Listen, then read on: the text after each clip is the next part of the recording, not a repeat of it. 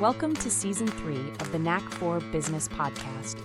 Over 200 episodes strong, we're here to ignite your entrepreneurial spirit with fresh insights, networking gems, and creative strategies that elevate your game. Are you ready to discover what your Knack for Business truly is? Today's topic is messy leadership, embracing uncertainty to foster business growth. Your hosts are Bernie Fransworth from Creative Insight and Dwayne Pratt from Motivate You Inc. What can you expect from the Knack for Business podcast? The aims to help you find your feet in the business world, whether you're just starting out or you've been at it for a while. We have something for everyone. In each episode, they dive deep into a particular area of business and explore the ins and outs of that subject. They interview guests that are experts in their field who share their success stories and their experiences. They offer practical tips and advice. Our guest today is Lalith Gunaratne from Sage, Ontario. Lalith is a seasoned entrepreneur, educator, advocate for mindfulness-based leadership with global business interests spanning Asia, Europe, Africa, North America.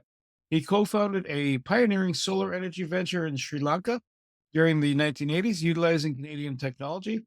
And after selling the company in 1999, worked with organizations like the World Bank and the UN to promote renewable energy for rural development in the developing world. Since relocating to Canada in 2011, Lau has focused on mindful leadership through his organization, Sage Ontario, while speaking and writing on topics such as socio-political issues, renewable energy, ethical business practices, and spirituality. His educational background includes a diploma in mechanical engineering technology, a diploma in marketing from the Chartered Institute of Marketing in the UK, and a master's in responsibility and business practice from the University of Bath in the UK. Welcome back again. What's your favorite quote or saying, sir?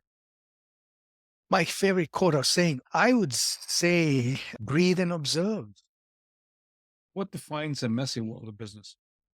It goes to the fact that everything is uncertain, impermanent, and now there's an acronym in the business world called VUCA: volatile, uncertain, complex, and ambiguous. That has always been the default mode on this earth. Every time we evolve with a new technology, every time we find what they call a truth, they think everything's solved and there's no more uncertainty. But that's all impermanent. There are different degrees of truths that are happening, and there are objective truths. There are different levels that we can work at. But if somebody tells me, I know the truth, I say, hang on, I'd suspect that person. The most important part is to acknowledge that the world is messy. Nature is messy. Nature is uncertain. Our emotions are messy. Our minds are messy. We are constantly searching for peace of mind and contentment in a world that is uncertain. There is that tension. And when we accept that with grace, we can function in this world without getting angry and upset and trying to control everything. That's why I promote the practice of mindfulness. As long as we are alive, we know one thing for certain: we're breathing. We can manage our emotions somewhat by focusing on this breath. And that is something that is fairly certain until our dying day. So when it comes to organizations, if the earth is a messy place, organizations are also going to be a messy environment because of all the uncertainties that are there. What are some of the things that are outside our control?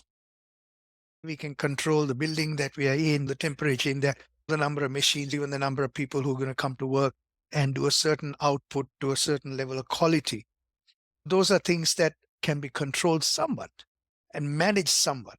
But we have absolutely no control about the politics that's going on. Absolutely no control.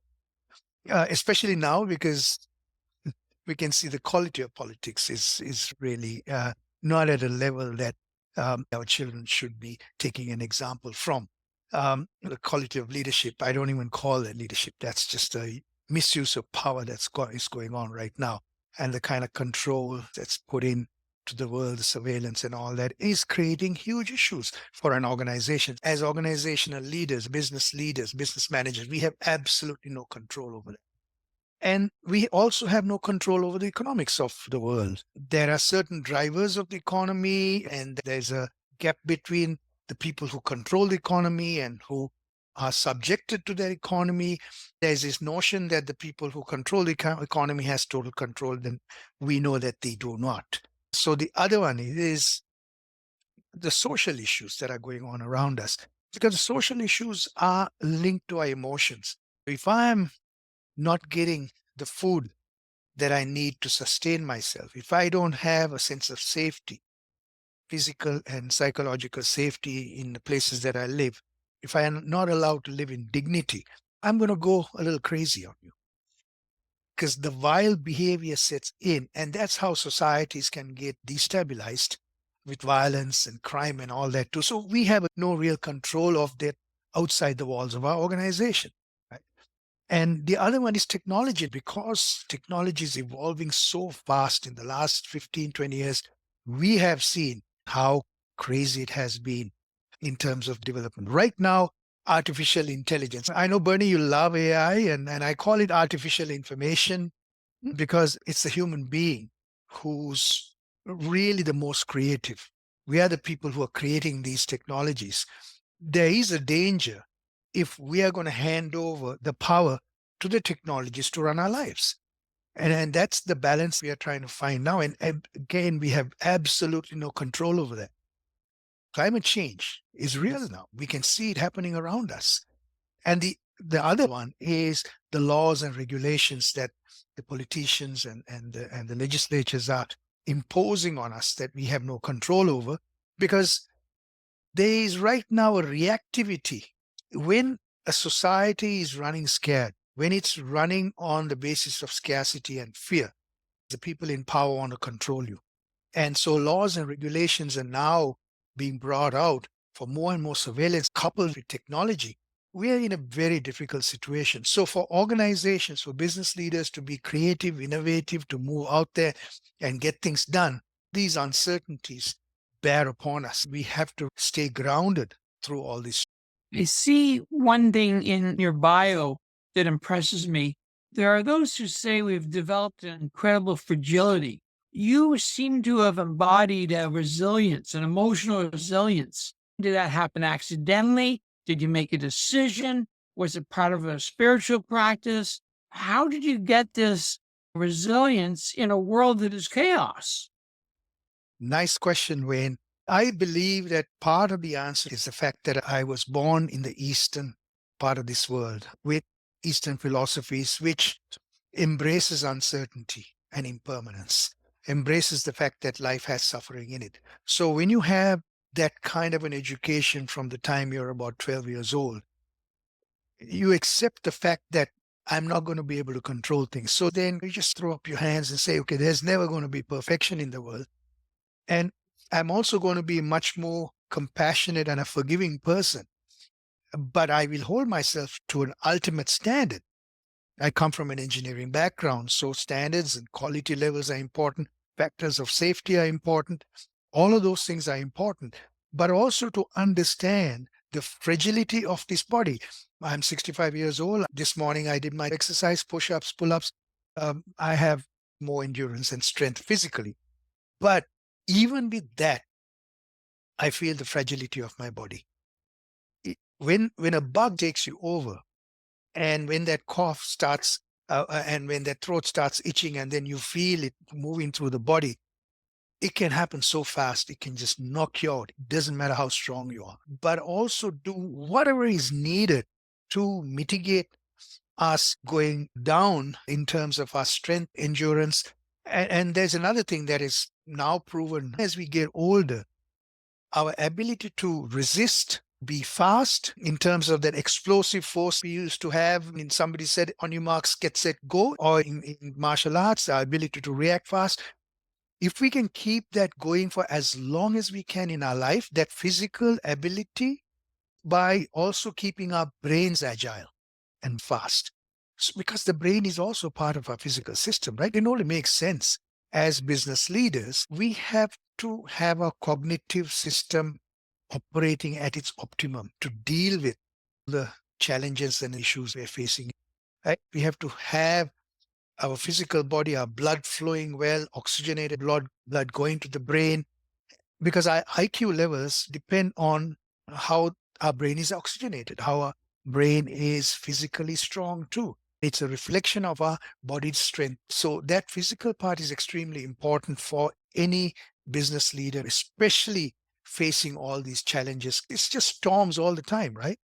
In the business world now, we have started using words like radical uncertainty, wicked problems, perma-crisis. These are words now being used and accepted in business circles. How do we become resilient through all these crises? And the mind-body is the foremost place, the foundational place that has to stay strong, stay clear-headed. I have nothing against having a few drinks every day or whatever, but when you cross that line, or even if you smoke marijuana every day, it can start affecting your cognitive system, right? So if you want to be in peak performance, you need to think about what you're ingesting into your body. The best thing to ingest into your body is, first of all, a good breath of fresh air, because you're oxygenating your body. And then the good food that you eat, that's going to be nourishing the brain and the rest of the body. The water that you need to drink to make sure that you keep hydrogenated, because your brain needs to be hydrogenated. And then good sleep that we have to have. Again, meditating ourselves to sleep as best we can. And the other thing is a sense of community, the sense of love that we have, because we have isolated ourselves to a level where we are now alone. And especially business leaders, it's really lonely at the top. And when you're lonely at the top, you also don't trust people around you. And that's the worst place to be, right? So there's a whole combination of things that are happening. You have to really also be a curious, critical thinker. So when I take a deep breath and observe and quietly breathe out, if I'm hearing something, if I'm reading something, if I'm listening to something, I'm able to take a step back and think about that a little bit, and then think about it critically. Is this the truth? Is this person trying to pull the wool over me? It could be even somebody who's a great expert, but even a great expert can get things wrong. So how can I take responsibility for what I'm hearing to really do a check on all of these myself, especially if it's a crucial decision, by taking it through a critical thinking process, checking the pros and cons of what somebody is advocating, and then making up my own mind based on data and information I can gather. I need to gain the space to do that. So that's taking personal responsibilities. In a fast-paced world, as it is imperative for us to think critically if you're a business leader. It's interesting. You spoke of chaos earlier. This means we haven't been able to take the information in and know its structure. Chaos doesn't necessarily mean there's no structure. It just means you can't observe the structure that's driving. Depending on the butterfly flapping its wings in China, causing a hurricane here, you can't see the cross connections. And the other thing I've been made aware of in life is that if there are no problems, there are no opportunities, because it provides that churn. So uncertainty then it always means there is an opportunity. Would that be fair to say? There's always going to be an opportunity behind the door. It may not be the opportunity that you're thinking of. I'm really in the mood for apple pie, and I get cherry pie instead, equally as good. Absolutely, Bernie. You hit it on the head, because without chaos, we won't innovate. We won't be pushed to really think outside the box. Without uncertainty, we will become lazy. This is part of the natural way the world evolves, right? That uncertainty is what gets us to think, overcoming some of these things to get ourselves to a different level. What are we looking for as human beings? We're looking for some peace of mind and contentment eventually. But we know that we'll never have that at the end of the day. But it's a good aspiration to have. What are we looking for in an organization? We're looking to make profit for the organization, to keep it sustaining over a long period of time. We want to make sure that we're able to look after our team, our employees, pay them a good salary.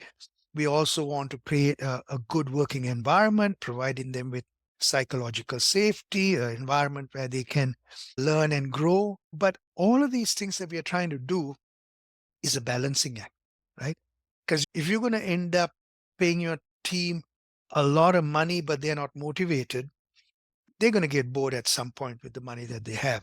So how much of a challenge are you going to give your people? How much are you going to push them? It's a constant push and pull, a constant tension.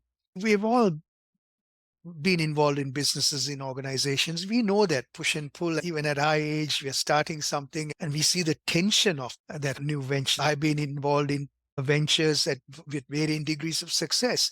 When I look back and reflect on those successes, I can see certain patterns. But when I look at the failures, I can see that how it happened is because this imbalance happened. So it depends on the relationship issues. Is there a meeting of minds? If there's an emotional disconnect, then the relationships become dysfunctional. How do we respond to the challenges that are out there? If there's one person who gets upset and is not able to cope, you're going to put that business at risk. Everything is a constant contradiction, a paradox, and a tension. Part of the reality of this uncertainty is the fact that we have to have the resilience to live in this contradiction. Right now, the world seems to have parted itself between I'm right, you're wrong. If you're on the left, you'll say the right's wrong. If you're on the right, left is wrong politically. And there's no dialogue in between. The kind of things that are happening in organizations, in universities, the cancel culture, not allowing dialogue to happen by making judgments already on somebody for saying something could be a misinterpretation, but then hounding that person because there's technology available to vilify somebody globally and even get them fired for just saying something that they may have not realized the implication of, because there's a generational gap. These are things that create huge challenges for us as business leaders. Tell me how a leader can embrace and utilize unpredictability. As Bernie said, this is where the opportunities lie, right? Is the fact that if there's something wrong, if there's something broken, if there's something that needs to be fixed, and somebody's looking for a solution to at least mitigate some unpredictability, there's an opportunity there. From the younger generation creating technologies, it boggles my mind. Our youngest son is in software engineering, developing an AI-based business. The stuff he's coming up with, I'm going, oh, you have something that can solve that? Yeah, I can do this. It's amazing that there's a never-ending slew of solutions for all of these uncertainties that we have. But we also have to keep in mind, Wayne, the fact that we must not let the technology take us over as thinking, feeling, loving, kind human beings. I think that's the other tension that we have to work with. We have to balance that, because if we find a technology solution for every problem, then what are we going to do at the end of it? We're going to just push a button and let it take over and do whatever it needs. But our body, even right now, the fact that we are sitting 8 to 10 hours a day in front of a screen in a sedentary way is hurting us. There is a huge health impact that's happening to all of us. So what are the opportunities that are there as a result of that issue? It's infinite in terms of the opportunities that are there. Because when we invent something, we always create another problem. The invention of the motor car and the internal combustion engine has created another problem in creating this huge polluted earth and the carbon that is now creating a huge challenge to us in terms of the climate. Right? So that's where the opportunities come from. But I believe that we have to honor the fact that we are one with nature, that we are fragile, sentient beings, all of us, and this earth is a fragile place.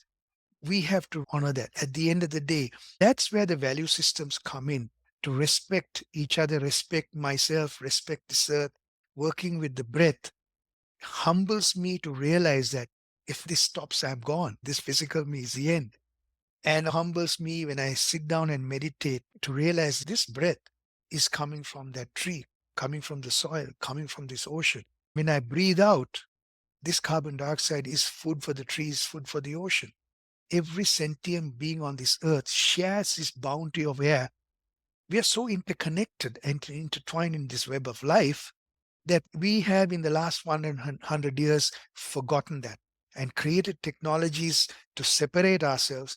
The whole notion of individualism has created the issues and the challenges we are facing. I believe that whatever businesses we are working on, we have to honor the fact that we are one with nature. It almost sounds like you go back 500 years, go back 1,000 years. There's always been a transition. Is AI the new religion in the offing? In the past, we had something in the ether that was our guiding light. I'm not equating AI to God, but we're using it as a following base. AI just happens to be the next level. Originally, it was the Industrial Revolution. Prior to that, we were agrarian. If you're a sea captain back in the day where there are no electronics, it's just the stars and you probably believe in a few things that are guiding you, the luck of the wind, or you might have given the wind a name other than El Nino. So, is that a transition we as humans are evolving to and from? No, it's a good point because science and technology have become religious pursuits for many. And if you counter that, people become evangelical in defending that. But I think that's where we have to put things in perspective. These are all tools for us as human beings. We must never allow these tools to take us over, like Frankenstein would. You create a monster. And we can create a monster if we go overboard with these technologies, because it's very easy to now put a chip, embed a chip in our mind, in our brains, right? Are we going to go that route? It's already starting to happen. We will create a different kind of a being. It won't be a human being if we start doing that. And I'm a firm believer of the cause and effect on this natural earth. There's a karmic effect. So the earth works on principles of give and take. So when we start breaking those rules, fundamental rules of how the nature works, then our humanity is going to be at peril in our existence, because the earth will just get rid of us and say, you guys have become so arrogant. Get out of here. It's probably happened a couple of times in the last 200,000 years, where we hear of advanced civilizations.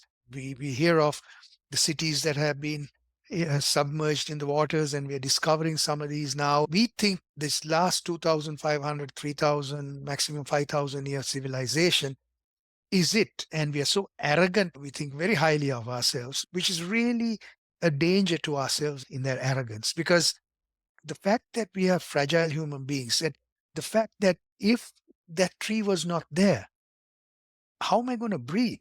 If I pollute the ocean, how am I going to breathe? How am I going to function? No matter how many chips I put into myself, that fundamental life force is taken out of me. I will then become a robot. And that won't be me anyway. These are some of the fundamental things that we need. And you and I have opportunities to go in front of young people to talk about these things. They seem to get lost in technology, and the ability to bring them down to earth by talking about fundamental principles of our oneness with nature is important. I think that's the balance that's required right now, because we think we can solve any problem through an engineering solution. We solve problems through discussion, conversation, give and take, by having empathy for others. We as Homo sapiens won't behave not for empathy and altruism, for love, for unconditional love, and being able to be vulnerable with another human being to procreate. It's a fusion, coming together, being vulnerable to each other. We have to let go of everything, all our fears in that moment of procreation. And that's how we're here. We are forgetting some of those fundamental things in nature. Separation is dangerous. Right now, we're separating each other through technology. We are finding ourselves lonely in a dark room in front of a screen without being in touch with reality, and creating havoc. The people who are hacking into computers think they're having a great time by interfering with a network that may be even flying a plane. Think of how dangerous it is, right? So we have to really think twice about this human technology nexus. Young entrepreneurs think clearly, have to critically think about what they're producing, what are the implications, the pros and cons, especially the cons. What is going to be the ill effect of producing this? If you saw the movie Oppenheimer, he died a man who was lamenting, thinking, have I created a monster that eventually my name will be attached to, and it'll be an idiot who presses a button that blows us all up and radiates this earth? What kind of crazy, right? But that's what we have come to. We are thinking it's normal to talk about this.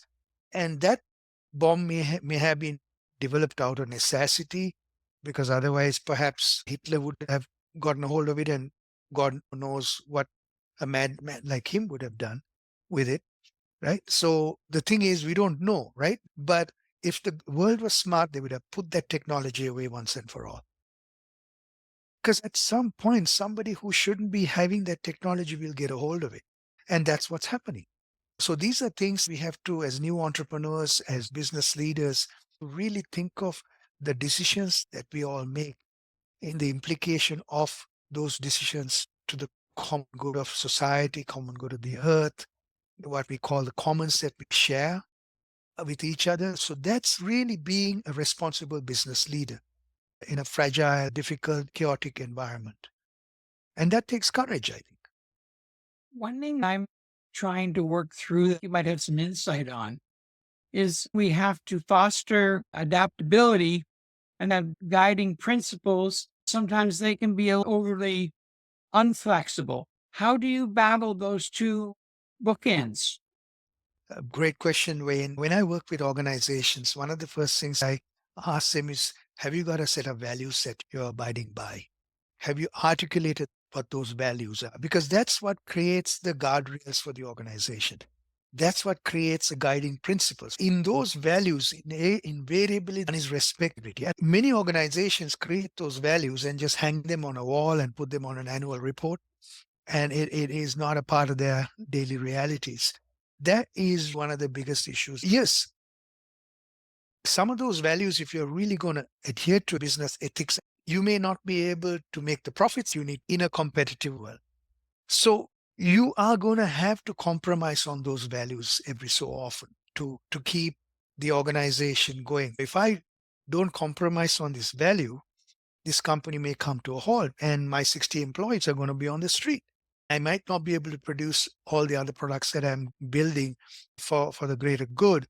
I'm not advocating that we do it all the time, but we are imperfect and human, and we will break the rules. The white lies are always there as a part of our life, right? We think we are doing it for the greater good, but for whatever justification we are using, we have to be flexible on these things by being able to look at the big picture. That's another tension we have as business leaders that we need to deal with. We are asking for a superhuman to play these leadership roles. On one side, you're managing something. Managing is you were able to measure things, the outputs, the resources. What the leadership function is where then you need a superhuman ability. You got to have mental clarity. You got to have you grounded in a great sense of purpose and values.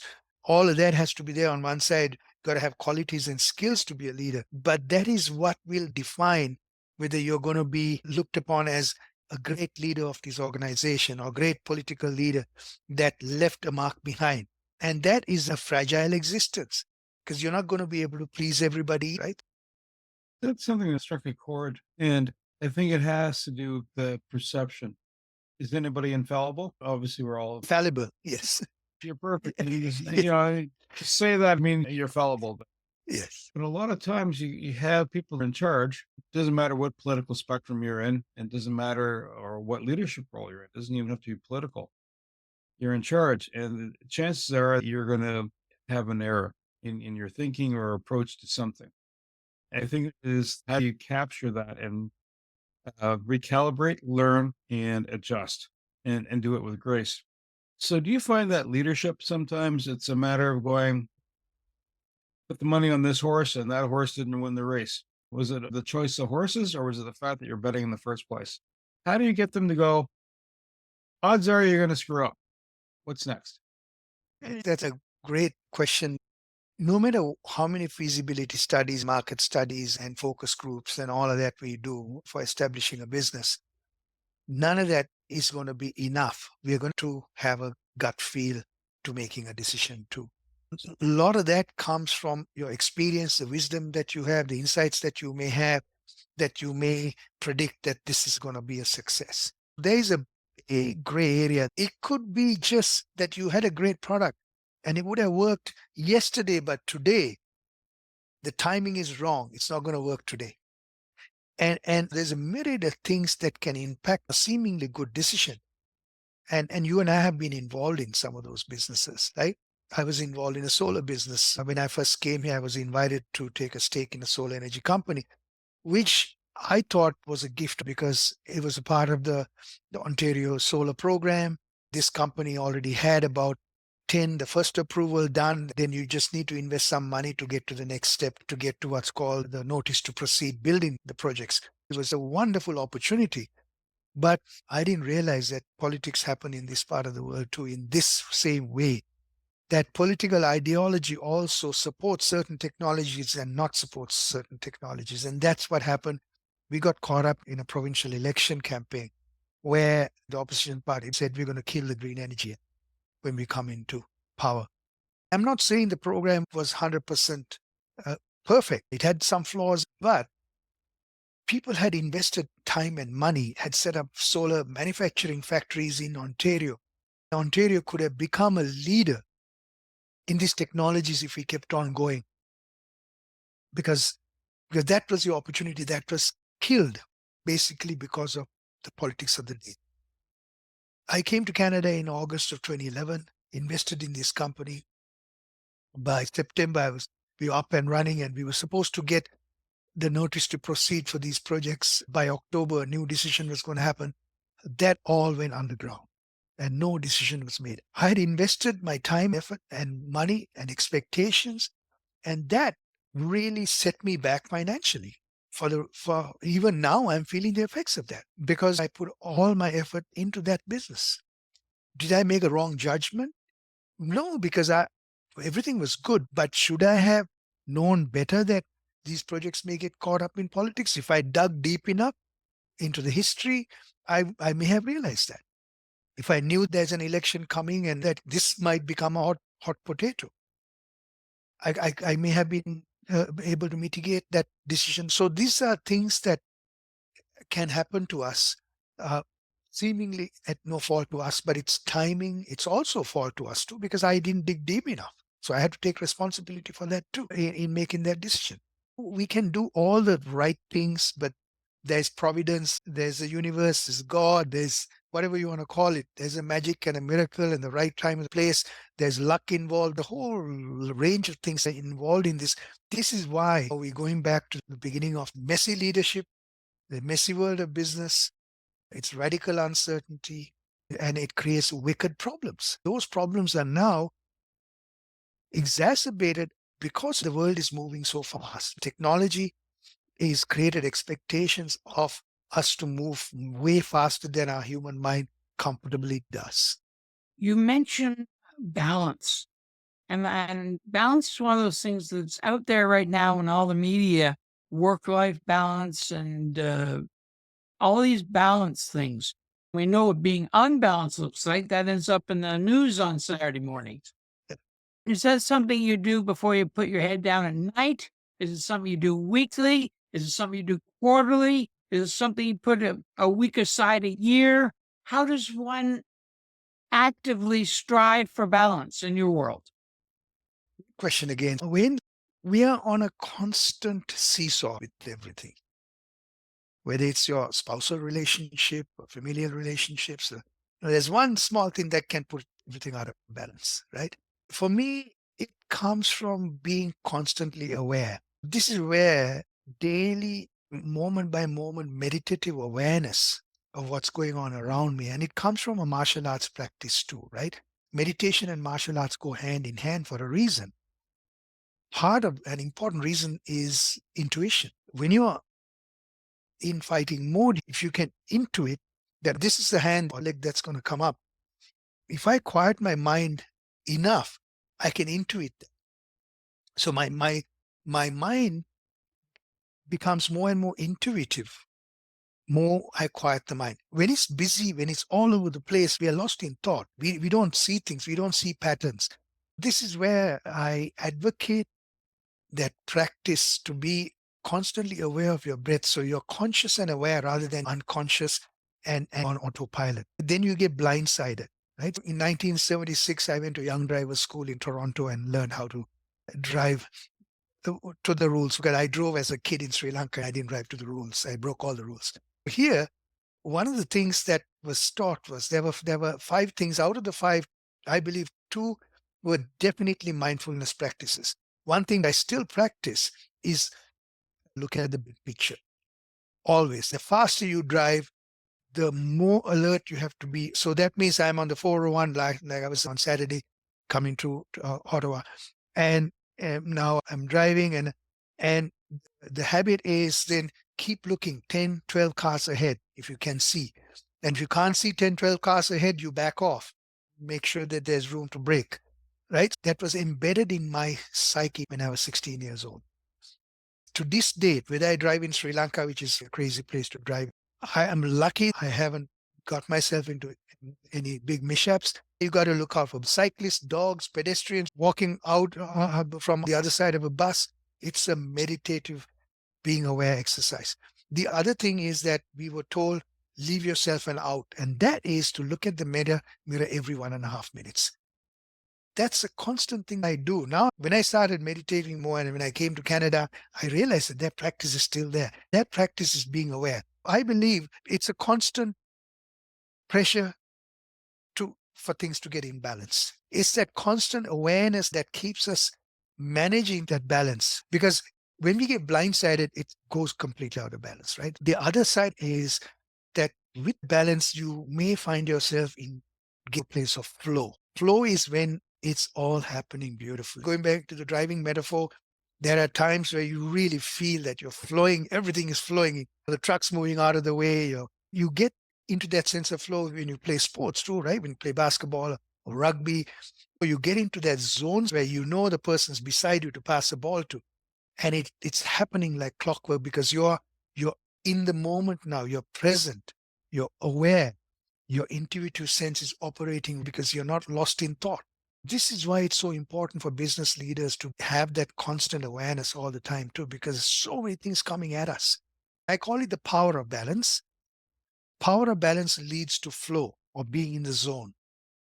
If someone wants to follow up with you and say, I need to capitalize on your services, life's chaotic, and how do they get a hold of you? My email is lalith@mindfulsage.net. I'm also on LinkedIn under my name, Lalith Gunaratne. If you just follow me and link, you can contact me there. I thrive most right now after all these years of experience being the friend to the CEO because it's lonely at the top. If you want somebody that a trusted friend, in quotes, I'm there to give you, that's the role I play with more and more people. So you can't even say I'm a coach. I can be a coach, advisor, mentor, friend to help you to hold a mirror to you. Because from a business point of view, from a life point of view, there's nothing that I haven't seen. I've seen a lot. I've lived through war. I've seen adversity. I've seen myself and others go through extreme adversity and find their way out of really bad situations because we have an inner resilience we can reach into. This is what I help people to do, to find their best selves through difficult situations. I love to work with people at the top to play that role. I want to say to you, Lalith Gunaratne, thank you. Thank you for sharing your wisdom and insights. To my co-host, Wayne Pratt, and you, the Knack for Business listeners. Again, if you need to seek advice on how to forge down the path, reach out to Lalith. To reach us, it's info@creativeinsight.com. Website's at creativeinsight.com. Wayne, how can folks reach you, sir? That's right. It's my website, motivateyou.ca, MOTIVE, the numeral 8, the letter U.ca. My email is wayne@motivateyou.ca. If you would like to be a guest on this podcast and share your knowledge, let us know. We would also appreciate your feedback on the content or format. Check the show notes for more details. For these podcasts, we like to acknowledge the support and thanks to the following people. Carl Richards from Podcast Solutions Made Simple, a renowned podcast expert. Fred Crouch, who is the Property Wizard podcaster, where Bernie is a co-host. Jovan Strika from At Hive, a co-working space that is more than just a space. Then Melanie Weber, Bernie's invaluable business partner, and Wayne Pratt from Motive 8U Inc., who serves as both a coach and co-host of these podcasts. Disclaimer. Please note that the Knack for Business podcast episodes are meant solely for educational and general informational purposes. The information and opinions contained within are not intended to be professional advice on any subject matter. The thoughts, views, and opinions expressed by the participants are their own personal beliefs and do not represent the views of the podcast hosts or any affiliated organizations. It is important to note that this podcast is not a replacement for consulting with certified experts in your area who possess knowledge of your unique situation. The hosts of the podcast, along with any participants or affiliated groups, do not take responsibility for any actions taken or not taken based on the information presented in this episode. It is highly recommended that individuals seek guidance from their own personal advisors in fields such as accounting, law, or other pertinent areas prior to undertaking any actions or making decisions that may impact their financial, legal, or other aspects of life.